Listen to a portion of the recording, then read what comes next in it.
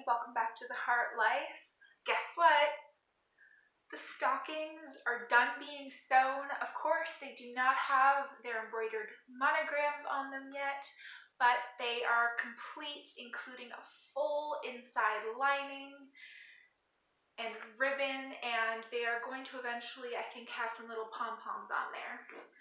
But I thought, because those stockings, which by the way, every single stitch was done by hand.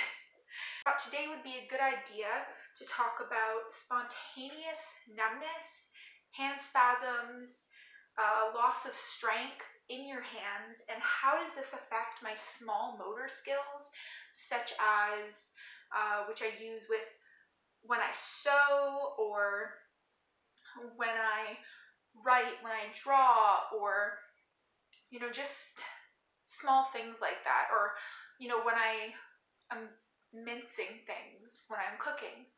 I'm going to particularly talk about when I sew though. So when I talked recently in a video about how my writing was very much affected when I started having hand trouble, my writing, it started to go downhill when my hands started to get the pain and they started to spasm and go numb randomly. And it took a very long time, and it's still a work in progress, where I have to practice writing and make sure that I never stop writing for too long. Otherwise, my writing skills will kind of revert back to where they were before, which was illegible. In the same way, sewing, which I'd love to do by hand instead of with a machine, because I don't have a big machine.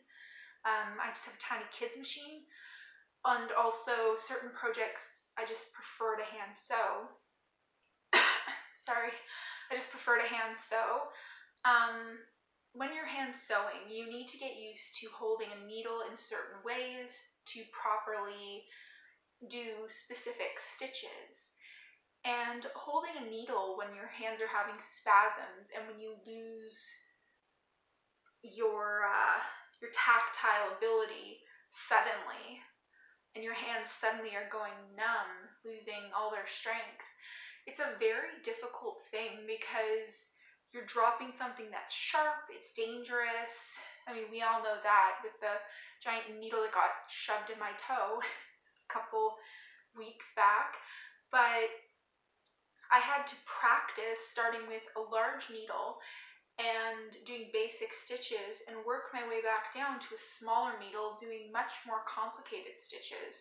It's something that you can't stop doing. You have to keep practicing all the time, constantly.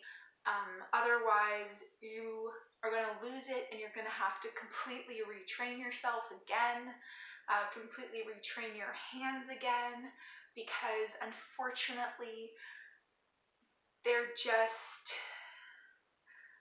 trouble. So if anyone else has trouble out there who is watching this video, whether it's, well, pretty much anything, any type of fine motor skill, start with the easiest possible way to do that thing, and then work your way down to get back to the way you were before. You may never get, as good or as proficient as you were before, or you may get even better. My sewing has actually improved past the point that it was before. And that is actually wonderful, because practicing so often on my, fine motor skills the way that I have, it's really improved my technique. Anyhow, so hopefully you enjoyed this video, and hopefully if you have trouble with your fine motor skills, then hopefully you've enjoyed this video as well. Please share this with friends in the disabled community, or even just out there in the regular community. Like, subscribe, comment. I love comments, and I will talk to you later. Bye.